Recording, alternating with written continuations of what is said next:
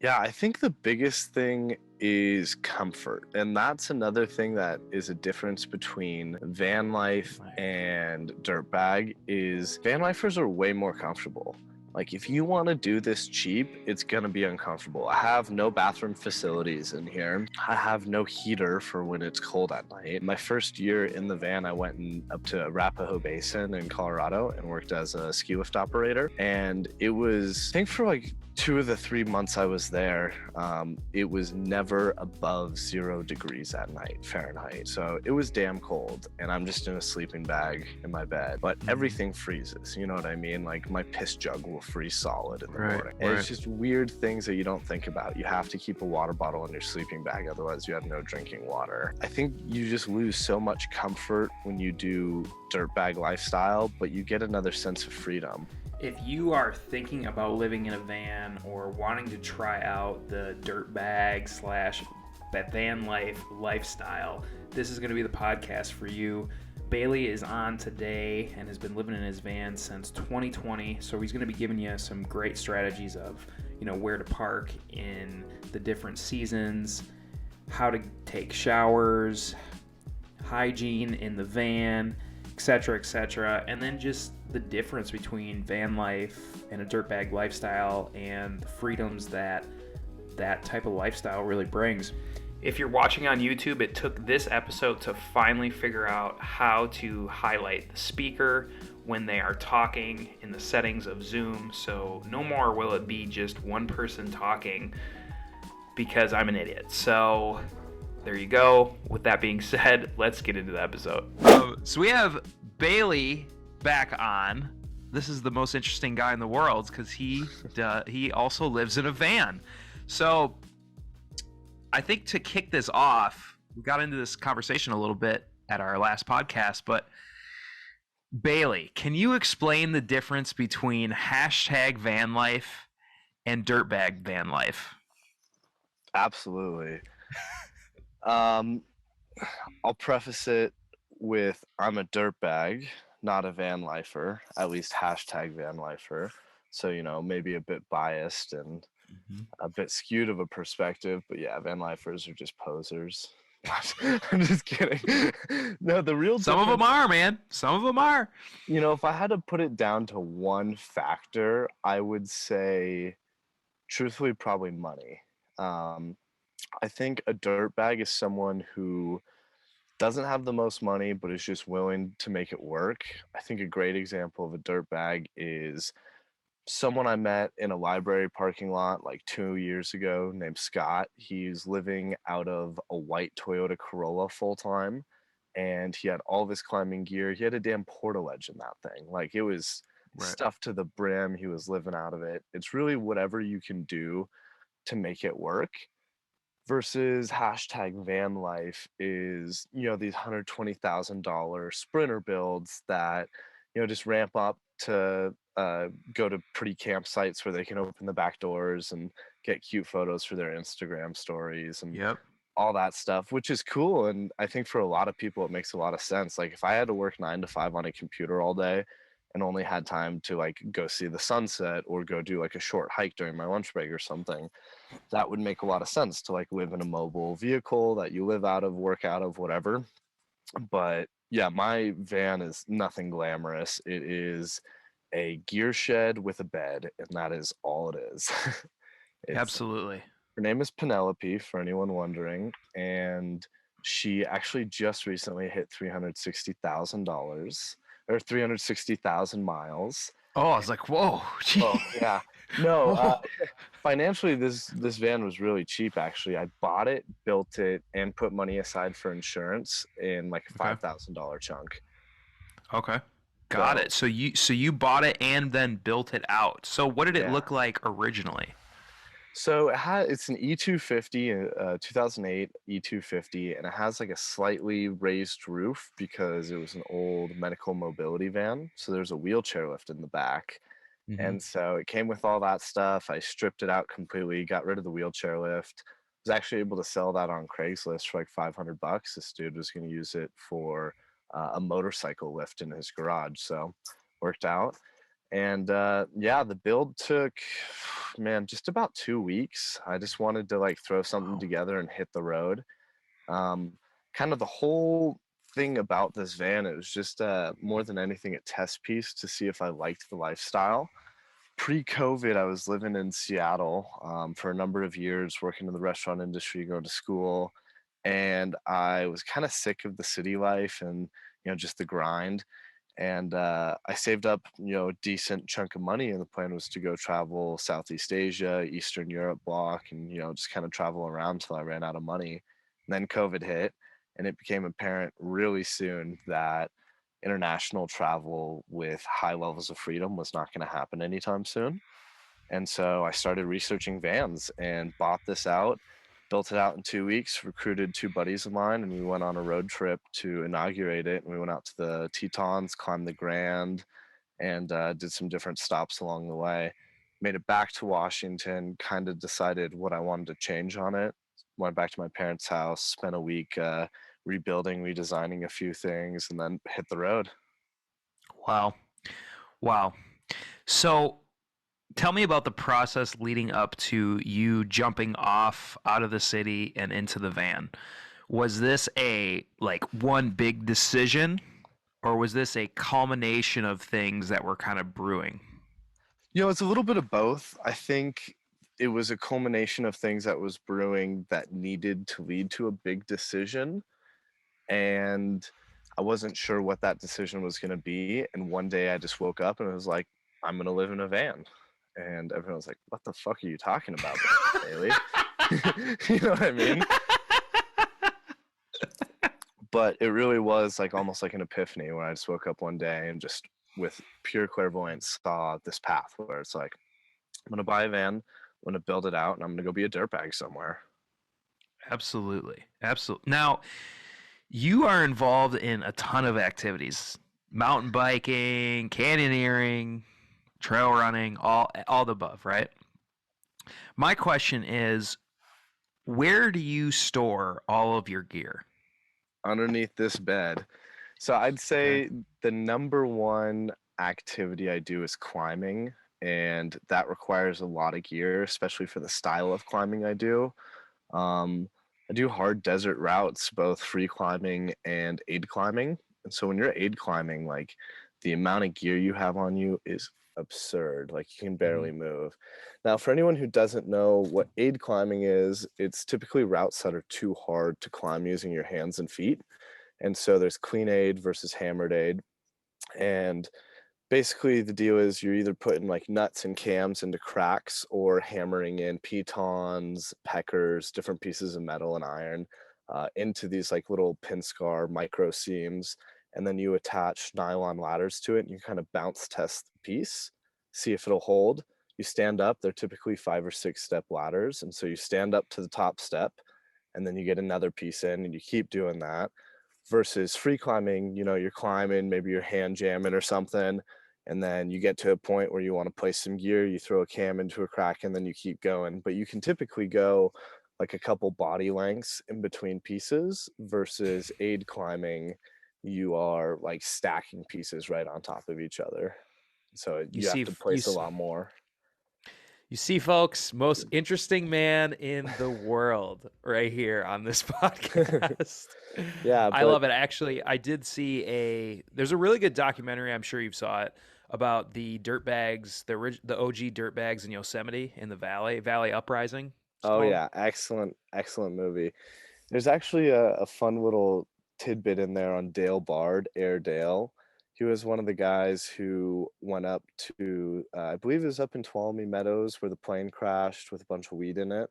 Exactly. Yep. He was one of the climbers that went up and recovered a bunch of weed. He was like 17 at the time, young gun, just out there climbing, Hmm. and recovered a shit ton of weed, made a bunch of money, and was essentially just able to live in the valley because of that. He Yep. lives here in Moab, which is my home base. And I will like run into him at the grocery store and stuff. But dude's just a legend, and he's just out here walking around. So is he still dirtbagging it? Yeah, I've got a really funny photo I could share to you. Of this is back when I was working at a gear shop in town last season, and he comes in a sweatshirt that is just covered in blood. I'm like, Dale, what happened? He's like, oh, I was out adventure hiking, took a little fall, impaled myself on a stick, no big deal, Yeah. Yeah. just walked to the shop from the hospital, say what's up. But when he says adventure hiking, it's not what 99.9% of people think of as Oh yeah, yeah. it's like, oh, I'm gonna go scramble around these cliff bands and maybe on site free solo some 510 because it looks easy and I'm in my tennis shoes and we're just out hiking, having a good time. Wow, dude, that is absolutely another level. Yeah. But that's I mean, when you're if that's your lifestyle for however many years, I mean that's normal at that point. Mhm. So okay, so climbing there's a ton of gear, right? You're Yeah, telling and me that you store all of your gear under your wherever you pointed to on the video? yeah, so it is possible, but it's a little bit tight. And so actually about a month ago, I decided to get a storage unit here in Yeah. Moab. And that was kind of a big step for me because I was like, I don't know where home base is going to be, but I decided this is going to be the new home base. And so my general rotation that I do, and this is something we'll get into more of, is 3 months in Moab in the fall, 3 months in Moab in the spring, and those are the only two places I can guarantee you I'll be at any time in the year. The rest of it's highly fluid. I don't know where I'm going to be, and it's much more kind of free going. But while I'm here, it's like, why not utilize this and use it more as a home base? So I got a storage unit, and like I've got my skis in there right now, and some like alpine ropes that I don't want to trash here in the desert that I'll hold off to use in the summer and whatnot, and some different stuff.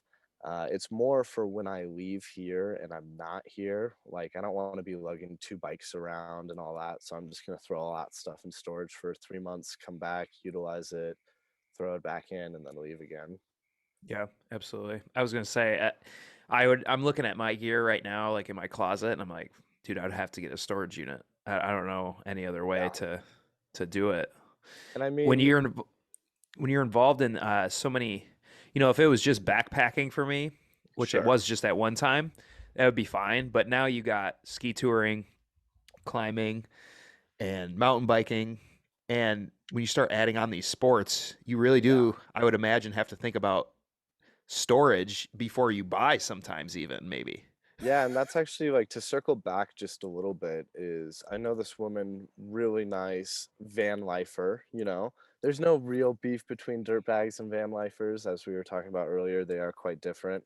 Um, but really rad woman. She's got a beautiful van build, totally custom done, like heated floors, fully done up.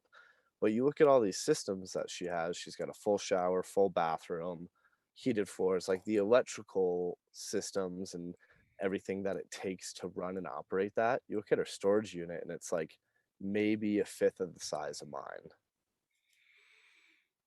even Interesting. though it is like a bigger van. Like her gear shed is comical to me because I couldn't fit one of my Costco bins of gears in, the big black bins with the yellow lids.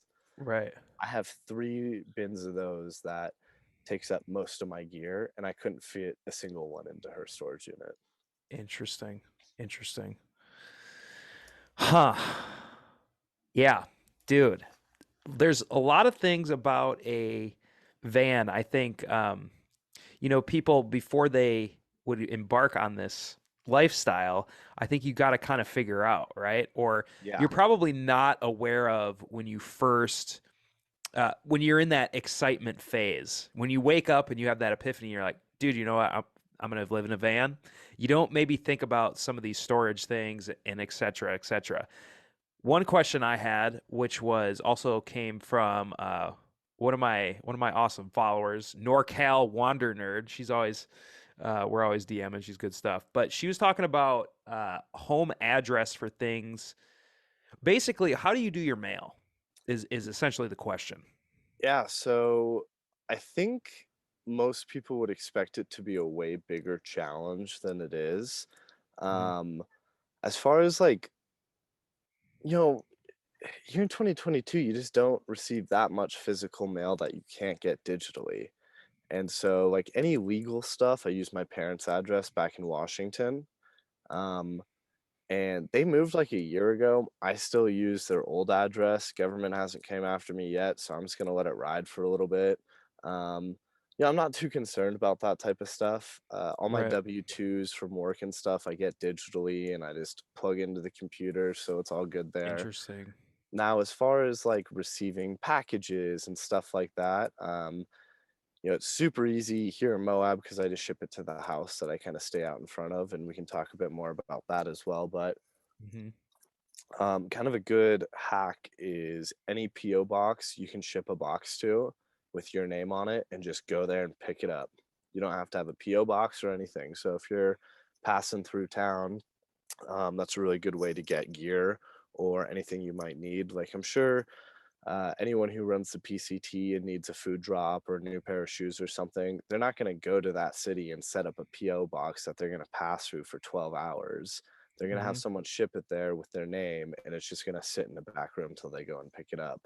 And they'll Yeah. probably hold it for like 3 or 4 days before they return to sender. But as long as you get there in that window, you're totally fine. Yeah. Okay. Yeah, it is. It is nice because, I mean, honestly, yeah, I think besides packages, really, like, it's like, what do you even get in the mail anymore? Like, Yeah. you know what I mean? Yeah. And I mean, the yeah. one issue I've had recently is my debit card got frauded, and so I had to get that replaced. But I use BECU, which is only available in Washington State. And so being in middle of or southeast Utah, like, super fucking far away, there's Hmm. nothing I could do from here. Like I've called them, they were gonna ship it to that address, and uh, something about like I wanted to change of address to my parents' new address, and there's this whole verification process. So I was like, I've got some money sitting in that account, but I guess I don't really need a debit card for right now. I have Yeah. a tips job, so I'm gonna kind of hold off until I'm back in Washington to deal with that. But for Right on. most people, like the idea of going without a debit card or a credit card for the next 6 months is like unattainable.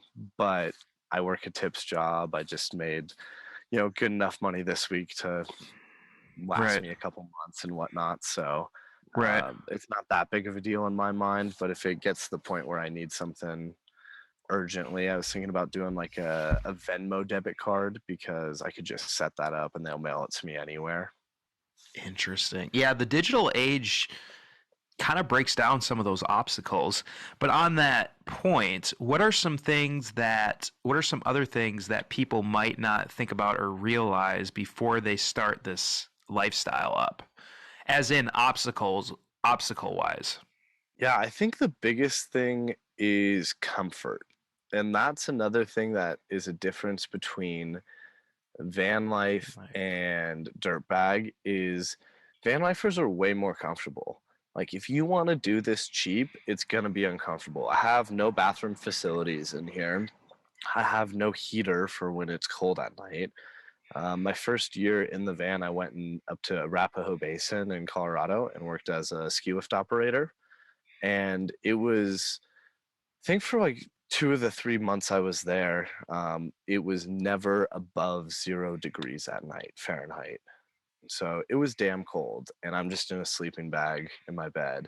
But mm-hmm. everything freezes. You know what I mean? Like my piss jug will freeze solid in the Right, morning. And it's right. just weird things that you don't think about. You have to keep a water bottle in your sleeping bag, otherwise you have no drinking water. Mm-hmm. Mm-hmm. And I think you just lose so much comfort when you do dirtbag lifestyle, but you get another sense of freedom. Like maybe you haven't showered in 4 days, but you're able to just go do shit all the time. And it's that Mm-hmm. level of freedom that I'm looking for. Interesting. So in your mindset, it is you're exchanging the comfort for the freedom. Yeah. And also comfort. I'm exchanging comfort because I don't have the money to pay for it. Right, right. But you have the freedom because most people would have that can get the comfort by getting some sort of real 9 to 5 job where they're lugging in every day Yeah. and every night, and then they get into that comfort seeking mentality. There's actually a really good book called The Comfort Crisis. I forget who it's by, and I haven't read it yet, but it's one of them that I want to read. Yeah, that And sounds interesting. But I think being comfortable is dangerous. 100%, I think there was a quote in Tim Ferriss's book, but it was something to the point where the worst drug you can take is a 9 to 5, like a 9 to 5 job with a steady paycheck, because it's hard to break that routine. It's hard to get out of that comfort level that you have, because it's not Yeah. like so bad that you really want to quit, but it's not so good that you're like totally satisfied. You're in that in between, and I think that's where a lot of people are. That's where I'm at with Well, my I think it's stuff. challenging too because all of society directly promotes that lifestyle here in the US. Like from a young age, you're taught to, do well in school so you can go to a good secondary school so you can get a good job title so that you can make good money so that you can get the white picket fence, 2.5 kids, and a Hmm. dog name Spot. And the lifestyle I live is not cookie cutter. It is directly against the mold, and most of society doesn't understand it and isn't like supportive of it. Um, and so, if you want to do this, there's other challenges just besides being comfortable in your van. It's like being comfortable with the lifestyle, being comfortable when you go home for the holidays and talk to your Sure. family. Like you're not going to feel understood at all. But Sure. one of the nice things is the people you meet on the road, it tends to be a magnetic lifestyle, whereas you meet people of similar mindset. You meet who you need to meet on the road, and it just makes the journey that much better. Yeah, absolutely. I can see that. Well, and they know what you're going through. It's the same thing with like through hiking and all that type of stuff Yeah, too, you're right? It's struggling like together, and there's struggle. automatic camaraderie within that. Yeah. Now, how long? So you've been doing this since about COVID, 2020, Yeah, like June of 2020, June of 2020. so almost 2 years in. So, what is your like 3 to 5 year plan? Well, like I was saying earlier, Penelope was just a test piece to see if I liked the lifestyle and kind of just, what I thought of it, how I would enjoy it. But because of that, I didn't go and ball out on a super nice van. I actually went pretty far under budget, just so that, yeah, I didn't really want to like resell this thing. I wanted to get a scrapper, a beater, build it up a bit and just go trash it. You know what I mean? Just as a test piece. And so, like I said earlier, the van just hit 360,000 miles. And so, That is incredible, actually. pretty much I since think I was, this, yeah, I think I was actually kind of distracted when you said $360,000. yeah, So actually, now that you said 360,000 miles, I'm like, holy shit. yeah. So, pretty much since like 3 months in, whenever anyone asks me how long are you going to do this for, my answer's been the same, which is until Penelope dies. Like this thing is on a timer for sure. I keep up with maintenance, all the fluids, and I kind of fix things as they need to be done. But I also kind of have a conversation with the mechanic, which is like, okay, what is going to keep the vehicle safe and what is going to like, what's enough to keep it going? Because I don't want to start throwing thousands of dollars into this thing because I could, keep it running. I'll swap the engine again. I'll do a transmission swap and all this stuff. And no, I just wanted to have like live out its natural life from when I got her. Not abuse it, take care of it and whatnot. But whenever she dies, and then I'll go from there. Yeah. Um, I recently kind of started getting a lady friend that I'm getting more serious with, but with van life, that is just Yeah. horrible. Let me tell you, it totally it works, and I kind of joke to myself like if I ever get rich and this chick still loves me, I'll know it's real because she fell in love with me when I was poor and living in a van. Mm-hmm. But Yeah. I think in the fall time, so after this summer, I'm gonna try to rent a house here in Moab that we'll live in Mm-hmm. together, and that'll kind of be the natural end of van life, at least for this portion of my life. Yeah. Well, what's interesting from what I've well, just kind of what I know of you and how you've said that you kind of travel around here and there, and you're in Moab, and then you travel these other places and stuff like that. It was almost like you get the van, and then you kind of toured around the country, saw what you saw, and then you're almost like Moab was like the place for you type of Yeah, thing almost. Like that yeah. was like the place that you felt the most home in, the most activities you could do, good people and things like that. Like you kind of just did a test run of the whole country. I mean, that's worth a lot right there. I Oh don't know if you yeah. can put And money on there's that. a lot of other places I'd like to see myself living in, as well. But it's all time and place, what lines up with what I need out of a location. And for now, Moab's the spot. That's awesome, man. Yeah, man, now you're making me want to consider coming out there to do that run and everything. It is funny because I know what you're saying, like the things that you need, right? Hmm. I moved out here in Oregon about 8 years ago from the Midwest, and the Midwest was not what I needed anymore. No, And it's hard to think that the Midwest is what anyone needs. anybody, Not bro, to be I a can't. complete dick, but No, dude, I can't do more than 2 days out there. My girlfriend and I went back this October, and she knows now like why I don't like going back. I mean, she actually liked it, but she's awesome. But I was just like, dude, I'm so bored.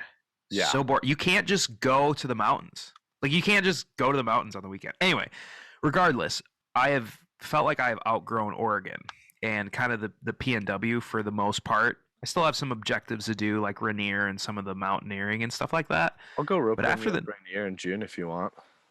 that's when I'm thinking about going. Yeah, I'm Yeah. taking my buddy Chris up it, and that's going to be my trial run because I might do an FKT attempt in June. Oh, let's go, Yeah. dude. So I'm going to go do it, see what trail conditions are like, and see if I'm comfortable with soloing the mountain. Oh, cool. Well, let me Yeah, know. Let me know when you go. absolutely. Yeah, permits with that are a little bit weird, right? I don't Yeah. know. When I did it last June, a buddy of mine took care of all the permitting, which was sweet. Um, so I'm not too much help. I know there's like a group fee and then an individual climber fee, which is Hmm. more like the group is just a group permit that you have to pay for, and then there's like an individual climber fee that's good for a calendar year or something like that. But it basically covers, it's almost like a liability thing as well as a little bit of coin in case you do have to get rescued or anything like that. I think it's almost like an insurance program where if everyone pays in $20 and then that one person that month has to get rescued, it's all taken care of. So true. Yeah, That's so true. because it's Yeah. bound to happen. Yeah. Yeah. But one thing I will say about the most popular route on the mountain, the Disappointment Cleaver, is the whole route was super PG. Like it was just a really big hike with high consequences if you fuck up. Interesting. Yeah, but if you don't fuck up, like it's just super chill. High consequences in the fact of like a slide down or a crevasse fall. Those are the two things. I think the number one risk that you cannot control is rockfall and avalanche. Those are out of your control to a certain degree. I think you should always be checking conditions and doing research to make sure that the mountain is setting up properly for a summit. But beyond that, like a good example is like crevasse jumping. Since we did it such early season, there's no ladders up. And so I was on a three-man team. I was on point, and then I had my buddy Gert in the middle and my buddy Barrows in the back. And what we would do is if I was man one, and then there's two and three, person two would be set up near the mouth of the crevasse with enough slack that I can freely jump across and not get short roped. Between person two and three, they're completely taut, so the rope is almost weighted, but so that like if I were to fall and pull one guy, it wouldn't pull and then yank the other guy. But I had them kick in steps and self arrest and brace for impact, kind of, and then I'd get across and tighten out the rope and get prepared. And two would get ready to jump, and three would slide forward so that when two jumped, they wouldn't get Mm-hmm. short roped and all that stuff. But it's actually really interesting because we left Camp Muir, which is at about 10,000 feet. That's where we slept at the first night. Mm-hmm. and you leave there at like midnight. I think we left a little after, like Mhm. 12:30, and you're jumping these crevasses and whatnot, and you're trusting these kind of sketchy snow bridges, but it's in the pitch black of night. Like you're only by headlamp, and so you go summit the mountain. We summited by like 6:30 a.m. or something like that, and then I thought it was just hilarious on the way down, and it was actually quite scary. But when you're in the mountains, sometimes you just have to laugh about things.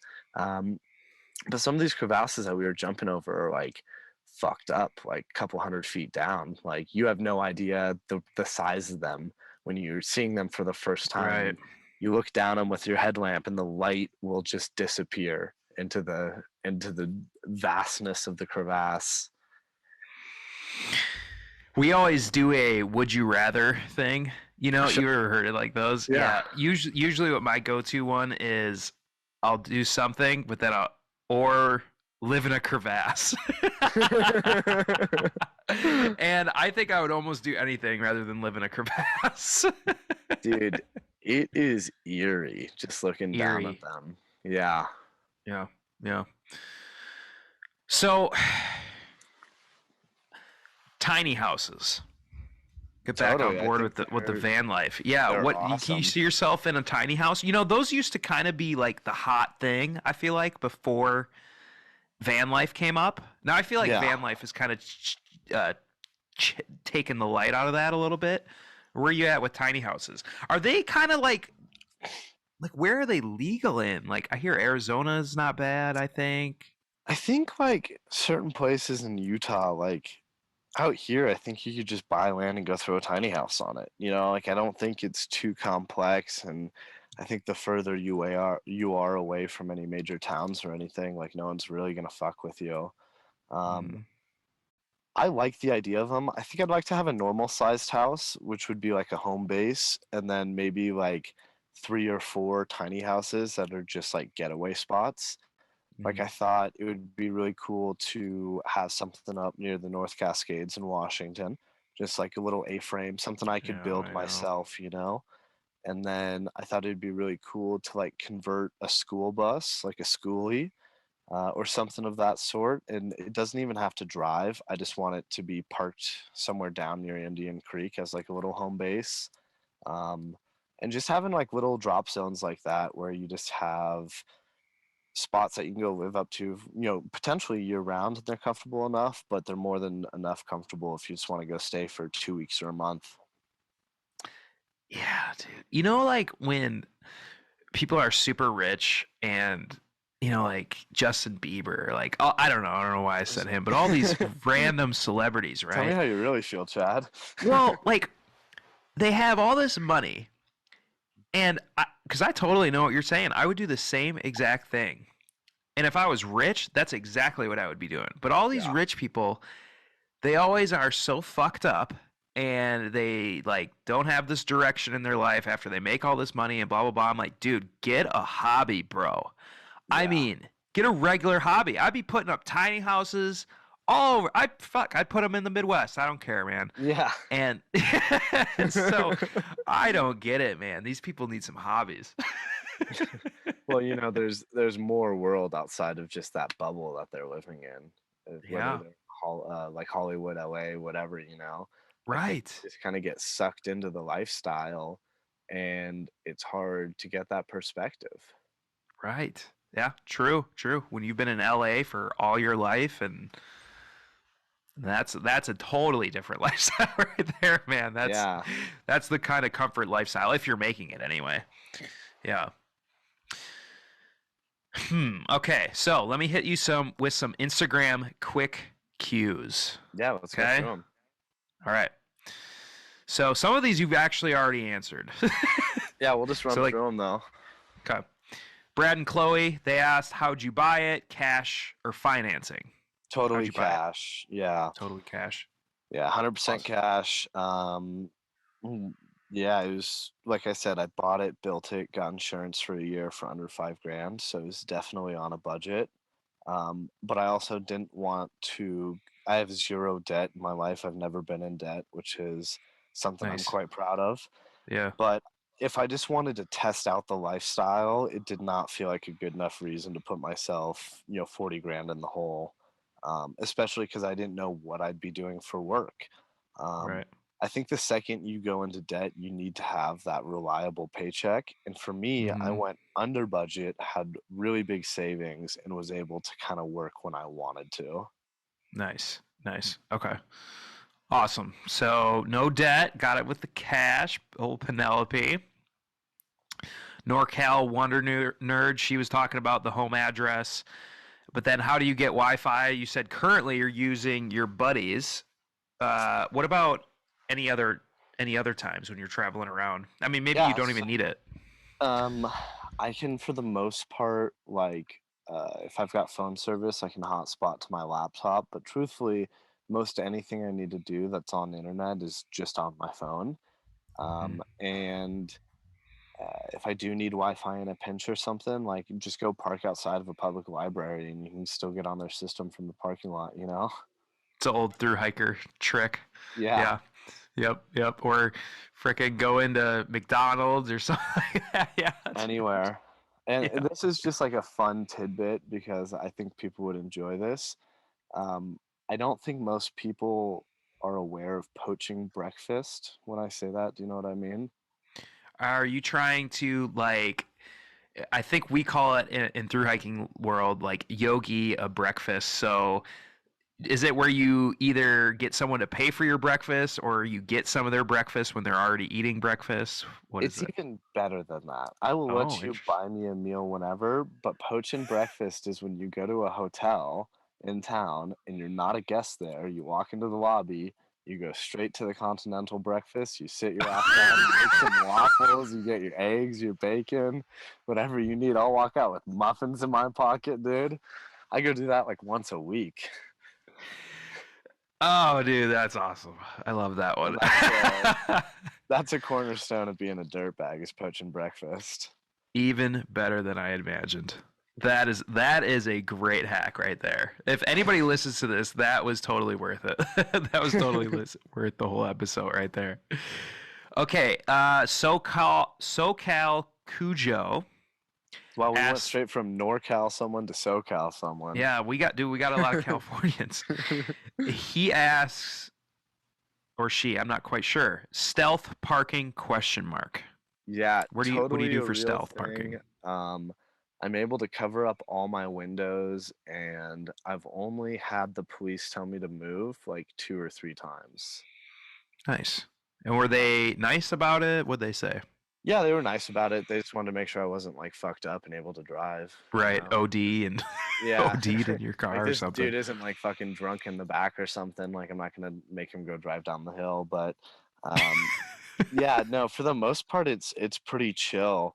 I think police or security of any type is one factor, and then also just whoever's out roaming the street. I was at a rest stop, which is like a totally fine place to sleep in your car at, and like 3 in the morning, no cell phone service, bumfuck nowhere. And this dude tried all my doorknobs and was banging on the door and all that. And I'm in my sleeping bag all cuddled up, and I'm like, what the fuck do I do? And He yeah, just went away? I just waited it out, and then I was like wired again, so I was like, guess I'm not sleeping. I'm just gonna keep driving. Wild. Yeah, wild. So you can sleep at rest stops for yeah, I guess I didn't know that. I don't know why I didn't know that you could really sleep at rest stops. But Yeah, it's obviously mainly like truckers, but they have like a car parking area as well. okay. Any Walmarts are good. If in a pinch, if I like roll into a middle of a town, a lot of times when you're driving cross country, like you'll pass through big cities, but you're gonna pass through way more just tiny towns. So if you're passing through just a really small town and you stop to get gas and you pull around to the back of the building and you sleep for a couple hours and leave in the morning, no one's gonna give you any shit. Do you Um, ever so Walmart's, rest stops, behind gas stations, where else? Do you ever park on neighborhood streets? 100%. It was actually really funny. When I left Moab last spring, like it was beginning of spring. I was here for more of the winter than I expected, and so I left a little bit early in the spring. And I went out to the West Coast. I went down to San Diego, LA, and then Yosemite. And when I was in San Diego, I was just sleeping on the street and walking a block up to my buddy's apartment. I would like go up there at like 5 in the morning, smoke a joint, have a cup of coffee, use the bathroom. We'd go out surfing for like 5 hours. I'd drop him off. He'd go to work. I'd do my own thing for the rest of the day. But then when I went to LA, it was the kind of funny, polarizing thing.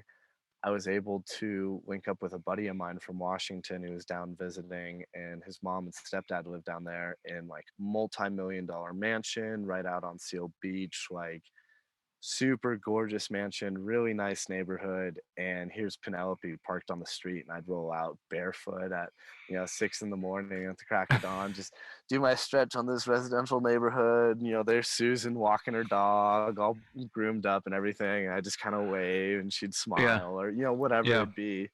And I thought that one was really funny. But also, like, kind of a side note, you should never drink and drive, but if you have a van, you should really never drink or drive. I've been at like bars parked down on Main Street, in different towns, and if I, get a little too have a couple too many drinks or whatever, I'll just sleep on the middle of Main Street. Like, I'm not going to move the Mm-hmm. van. I'm not going to mess with that. Like, Mm-hmm. need to. And if a cop wants to suppress me, it's like, well, hey, I was out here, had a couple too many drinks. Like, I'm just gonna sleep in my van. Like, it seems very reasonable to me, and I'll have a reasonable conversation with anyone about it. Right. Yeah, it does. It does. Yeah. Well, and I know sometimes I don't know how that rule works where someone, unless they're passed out in the driver's seat with the keys in the ignition, blah, blah, blah. Yeah. But if you're like sleeping in your bed in a van, that's a whole different ball game to It's me. way different, and it's totally a gray zone where it's like you talk with whoever's trying to give you shit, and you're Mhm. reasonable and you're respectable. Nine Right. times out of 10, you're gonna end up okay. Right. It's kind of like when I got a speeding ticket out in the Eagle Caps this year. Or actually, I didn't. I avoided the speeding ticket. I was How you hiking, almost got the speeding ticket. well, yeah. So, dude, I mean, middle of nowhere, dude, middle of nowhere, and I just passed this truck because he's going so damn slow, and as soon as I pass this truck, the opposite way, a cruiser passes me, like an SUV cruiser, and I look in my rearview mirror, and he starts slowing down. I just pull over. Just pulled over. I was just like, Yeah. oh, I'm done. Yeah, I was just like, and he comes up, and he's, I got my brother and my other buddy in the back because I was guiding them and stuff. And he's like, "What you doing?" I'm like, I honestly was low of gas, so I was trying to like coast as fast as I could down this hill to get to the gas station. And so I kind of told him that I turned the key. I showed him that my gas light was on and everything. And he just ran my stuff, and I never had a speeding ticket, so he didn't really care, I don't think so. But he's like, "Dude, slow down." But then he like told me where the gas station was too. It was pretty cool. He's a good guy. It's the rural people, like that's where I grew up, Midwest, Yeah. Wisconsin. Rural people are just they're super nice. I don't know. They're just I don't know. They're more down to earth sometimes. I got pulled over once for speeding in the van, and it was passing through a rural town, and it was one of those ones where you're going downhill on a really straight open road, and you pass through a town, and the speed limit drops Yeah. by like 50 Right. miles per hour, and I was going way too fast, like probably could have gotten arrested for it, Right. And the cop pulls me over, and he's like asking me about my van and about the lifestyle, and just like super intrigued by like who I am, what I'm doing, and all that. And he like runs my stuff. He's like, "Okay, man, like really slow down, but nice talking with you." And I was like, "Sick." And that and that's the important thing. Cops are people too.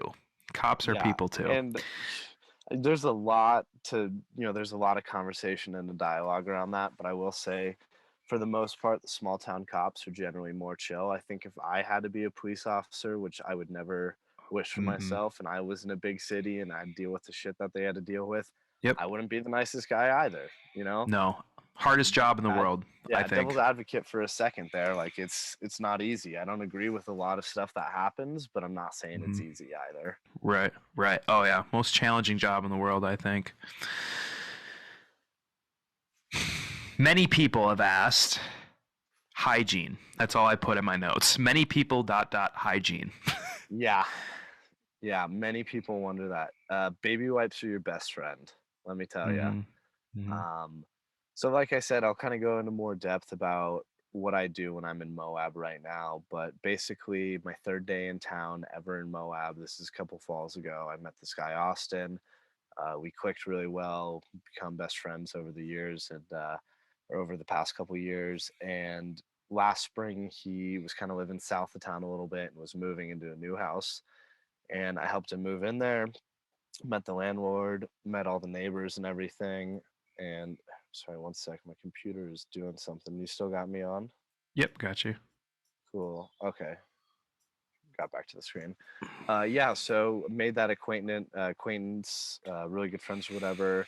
Got to know the neighbors, got to know the landlord, and kind of figured out it was more or less chill for me to live here.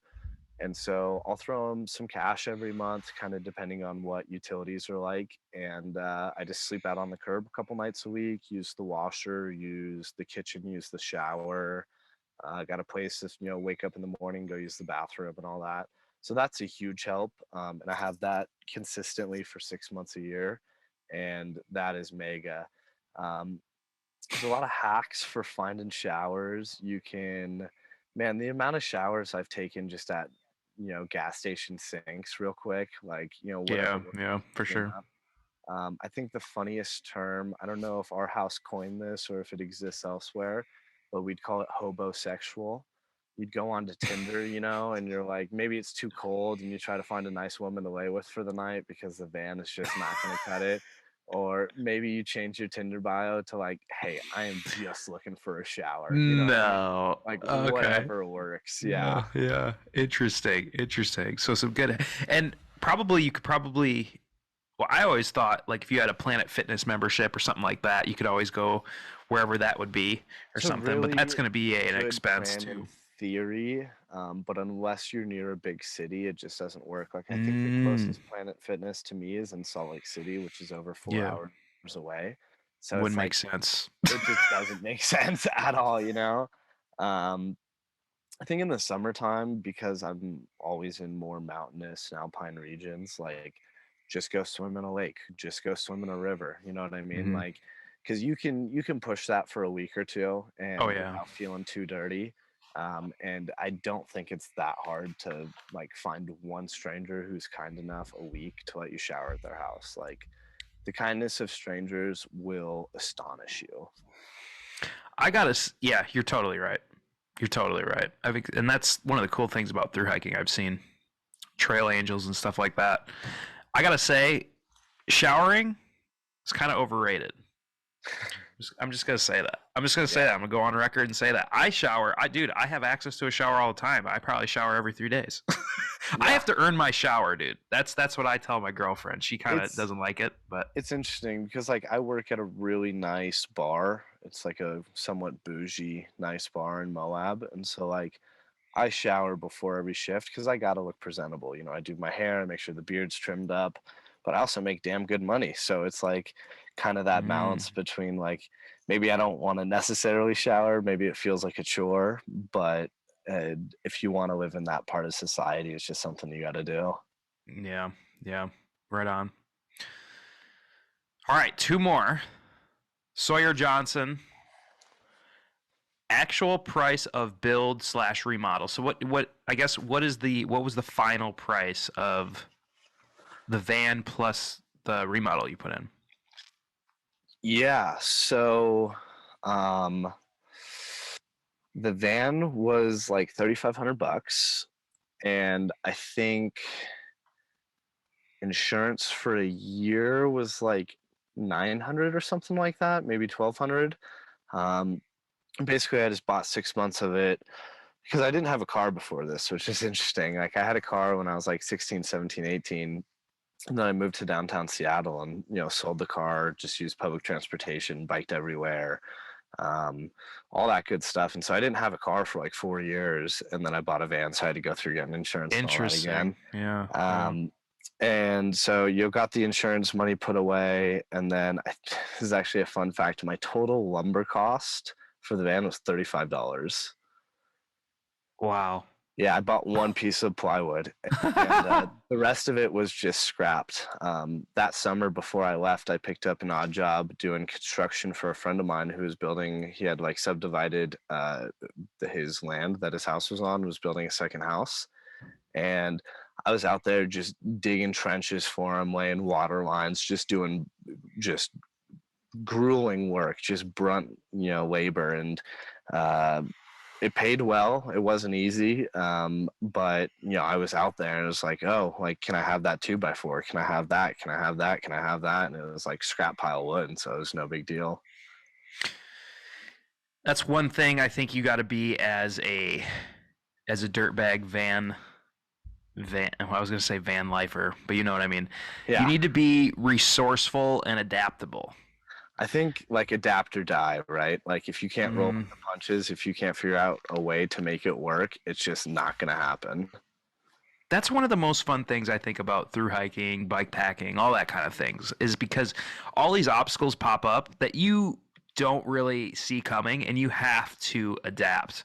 Yeah. Otherwise, like you said, you die, and you're going to quit. You're not going to make it. You're not going to hit your goal. But it's ultra running, same thing.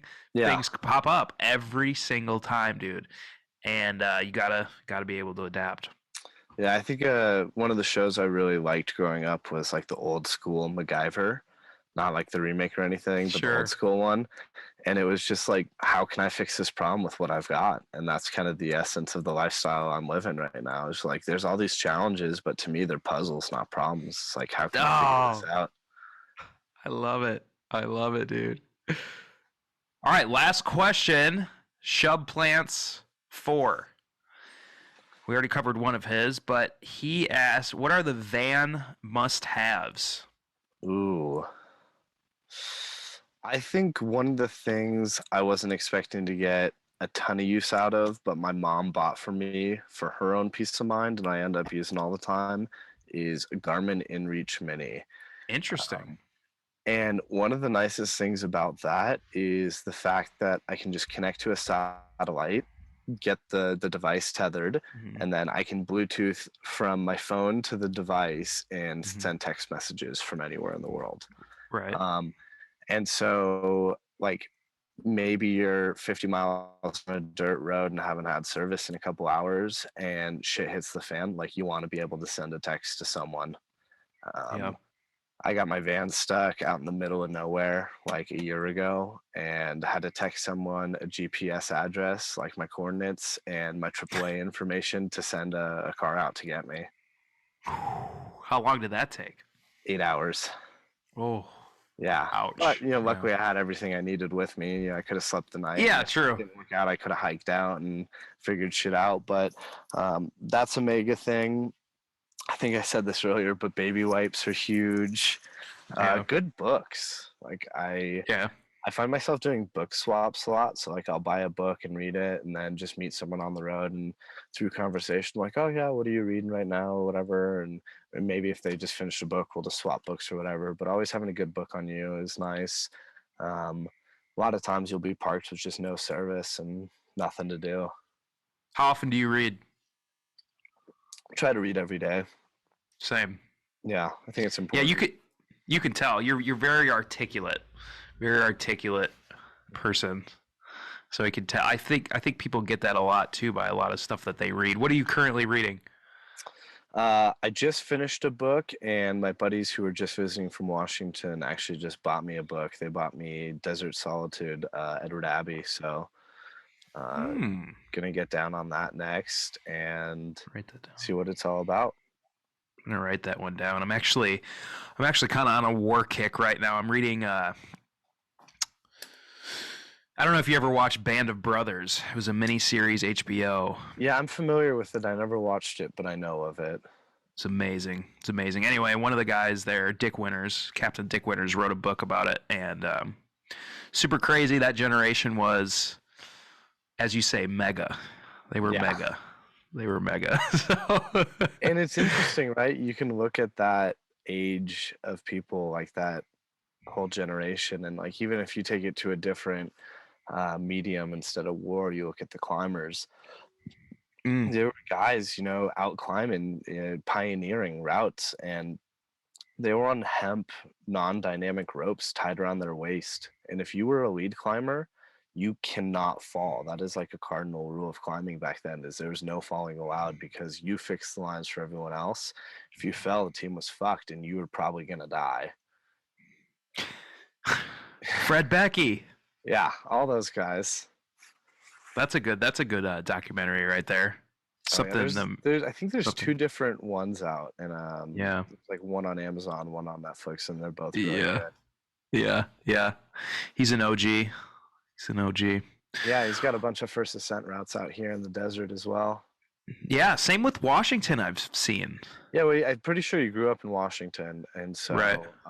it starts out with him being like 17 years old, dragging his little brother out with him, and just going and climbing mountains that no one expected possible. Well, I can definitely see why a lot of good climbers come from Washington. A lot of access in the North Cascades. The playground is incredible.